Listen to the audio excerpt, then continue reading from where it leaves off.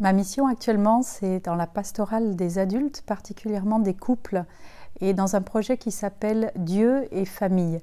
Il s'agit de couples qui sont mariés depuis quelques années ou de nombreuses années, qui se rencontrent une fois par mois pour partager autour d'un évangile et d'un texte thématique, et également une fois par an autour d'une retraite. Donc le but de ces activités, c'est vraiment de proposer aux couples mariés ce qu'on aime bien appeler le service après-vente. C'est vrai que la préparation au mariage existe dans l'Église, elle peut être plus ou moins intense, mais il y a peu de propositions après le mariage. Et les couples que nous accompagnons à travers ce projet de Dieu et famille le disent tous, le fait de se rencontrer régulièrement avec d'autres couples chrétiens qui partagent des valeurs communes, une espérance commune, des difficultés communes, le fait de pouvoir parler, s'écouter, le fait de prier ensemble. Alors pour nous, en tant que couple, c'est important de participer à ces réunions du groupe Dieu et Famille parce que ça nous permet de comprendre la mission du couple dans l'Église et également de cheminer ensemble, en groupe, parce qu'un chrétien seul est un chrétien en danger et que ça fait du bien aussi de se retrouver entre couples qui partagent la même foi pour ensuite aller dans le monde pour témoigner de l'Évangile. Ça nourrit la foi de chacun.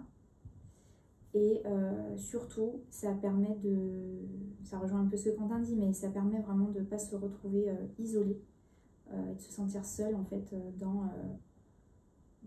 sur le chemin de sainteté qu'est le mariage, vraiment. Ils deviennent vraiment aussi un groupe de support. Donc voilà, c'est une offre parmi d'autres qui existent, mais qui a cette particularité d'aller chercher des couples qui ne seraient pas forcément posé la question de « et nous, qu'est-ce qu'on va faire pour grandir dans notre foi ?» et qui, à travers Dieu et famille, se rendent compte que, certains le disaient, un couple seul est un couple en danger, en fait. On a besoin de s'entourer d'amis et de se soutenir. Dans les équipes de Dieu et famille, moi, mon rôle comme consacré, c'est vraiment d'offrir une présence. C'est un couple qui a préparé la rencontre.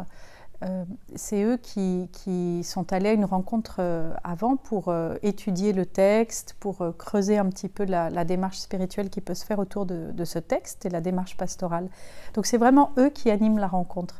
Actuellement, on a une dizaine d'équipes en Île-de-France qui se réunissent régulièrement avec entre 5 et 8 couples, chaque équipe, et de voir leur désir de construire, de mettre le Christ au centre de leur vie de couple, d'essayer de vivre le pardon qui est pas simple et de se rendre compte que vraiment le sacrement du mariage est un sacrement parce que le mariage, la vie à deux, a besoin d'une grâce spéciale, de l'aide du ciel, de l'aide de l'Esprit Saint, de l'aide de la présence du Christ, de la présence maternelle de la Vierge Marie, pour aider à vivre les difficultés de la vie quotidienne et les vivre, pas simplement les subir, mais vraiment grandir à partir de ces difficultés.